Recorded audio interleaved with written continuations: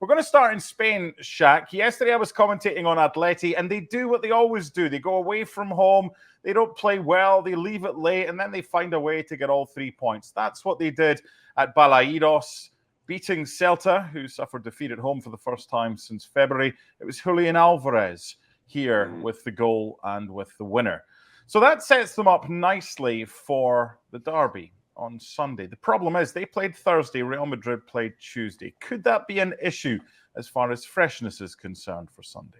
Yes, it could. Listen, I normally one day, one way or the other, I'm not that sympathetic with clubs when they make those complaints, because that's kind of part and parcel of the game. But certainly 2 days. The second of which being a Thursday, as you mentioned. So, we're not talking Monday, Wednesday here. There's a whole lot less rest between now and the game on Sunday.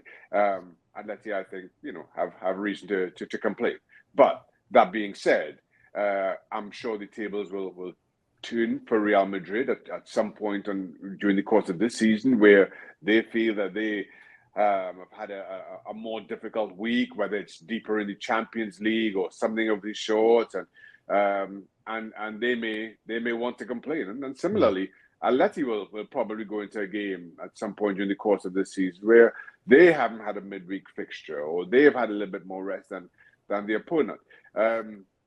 But this is a derby. This is about more than just the 3 points between these two clubs. So I guess it kind of resonates a little bit more strongly this time around. Off topic, I'm fascinated by everything that's behind you. It's very busy, but it's very intriguing. If you could only save one thing behind you, what would you save? No, I'm trying to remember what's behind me.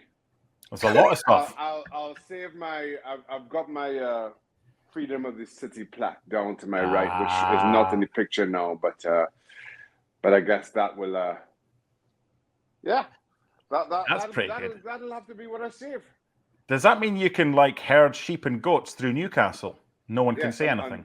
On public lands, that's absolutely correct. So if anybody has any sheep or goats to donate to my herding, I'm open. A totally needless tangent and diversion from me. I apologize. LME, back to the matter in hand. Nothing really to discuss about your background, which is perfectly normal. So I want to talk about Atleti perhaps being Real Madrid's bogey team, because they were the last team to beat Real Madrid in the Copa del Rey back in January, and they were the last team to beat Real Madrid in La Liga last September. Do they have Real Madrid's number?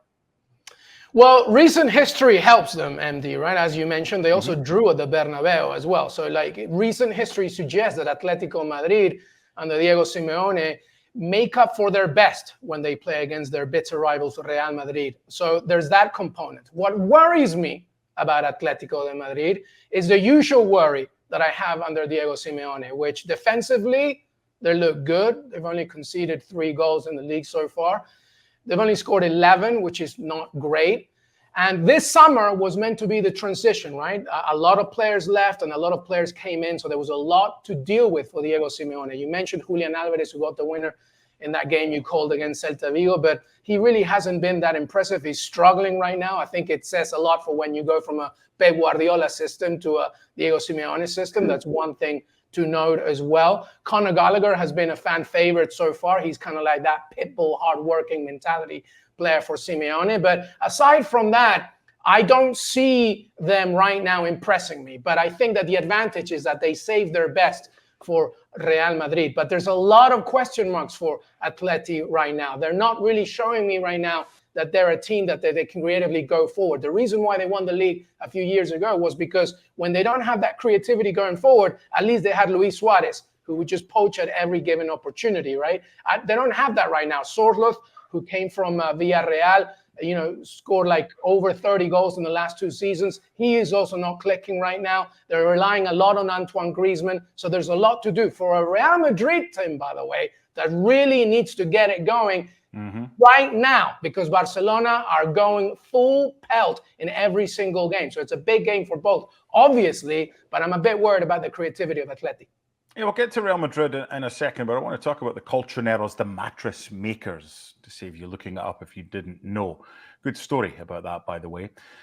Conor Gallagher's been a good sign. I want to discuss their signings, and we've spoken about Julian Alvarez. For me, their best signing so far has been Robin Lenormand, getting him from Real Sociedad for 35 million. But Shaq, yesterday, Conor Gallagher will be a really good signing for them. My concern is who he plays alongside, because Koke's been brilliant, replaced Adelardo as the club's all-time record appearance holder. However, he's not getting any younger.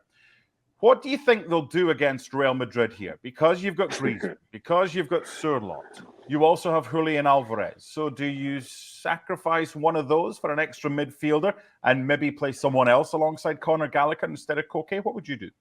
Let me say it. In analyzing Atletico Madrid, you ultimately end up with the exact same conclusion. This is a Diego Simeone side, yes. And to that point, you know, we could look at the signings this summer, and yes, Surlot hasn't been great, but then you kind of look throughout this team. Julian Alvarez, you know, while he continues to pop up with goals when and as needed. Antoine Griezmann hasn't lost any of his class or his quality. Gallagher has been an outstanding signing. Oblak looks back to his best. Yet Atletico Madrid was second best against Celta de Vigo. They should not have won that game, and that's my concern. That's just kind of my overarching impression every time we try to analyze Atletico Madrid. For all the quality and for all the moments of brilliance that we know each of those players is capable of, this team just cannot get past this negative, fairly pragmatic style, pop up with a goal in the last 5 minutes and snatch all 3 points. And so it almost kind of, you know, the team, well, while there will be selection headaches, of course, you know what you're going to get, regardless of who's out there. Okay, Real Madrid, no Mbappe, LME, so they've got options. They can go with a front three of Vinny, they could play Endrick, and they could play Rodrigo as a striker, or they could go with Bellingham in behind Vinny and Rodrigo and put an extra midfielder in there. What do you think they'll do to replace Mbappe? I think they should go with the latter. I think they should put Vinny and Rodrigo up front and then have that protection with Jude Bellingham, who just came back, right behind him. Perhaps you have, you know, Valverde and Luka Modric, you know, Tchouaméni. We'll see what happens. There's a hope that Camavinga is also going to be returning as well. So I think just as the question was as important to make sure that Atletico de Madrid's midfield is protected, I think Real Madrid, Carlo Ancelotti is probably thinking the same thing, especially because he knows exactly what happened last season, and as we talked at the very beginning of the show, what happened in the last 3 games between these two teams. So I think that you go with those two. Also, let's not forget that the Champions League returns in the week as well. I don't think you're going to start Endrick. I don't think Ancelotti is going to start Endrick, from the first minute, even though Ancelotti loves him. He calls him, like, you know, such a hardworking and with, you know, los grandes cojones que tiene Endrick as well at that age as well. It's really good to see, but I don't see that happening. I think it's more about protecting that midfield. And because you have Jude Bellingham,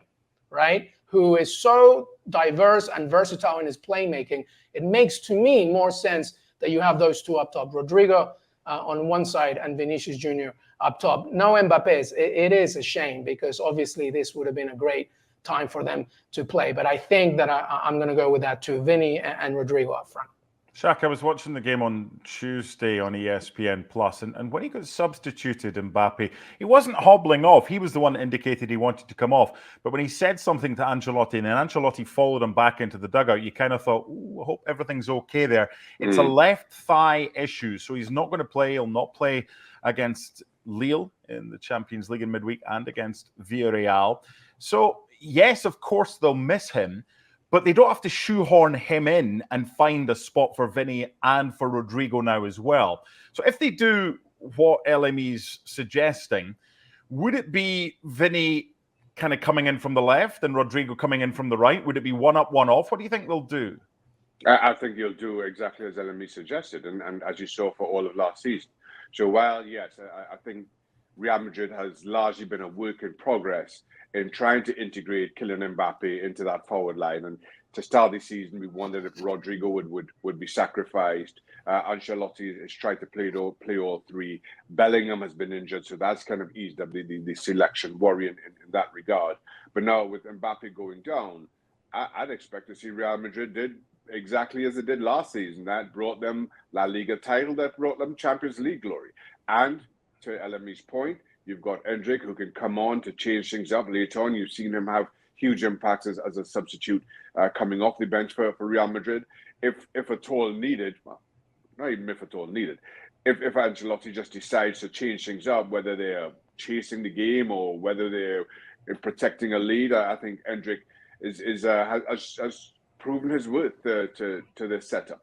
So it's kind of as we will for Real Madrid, which, you know, on the one hand isn't a bad place to be, but on the other, I thought that they were certainly trending in the right direction after some early season stumbles and trying to figure out that front three, come front four. I thought it just started to look a whole lot better, started to click. And now, you know, you have to go back to Real Madrid of last season and pick back up where we left off in terms of integrating Kylian Mbappe in a few weeks' time.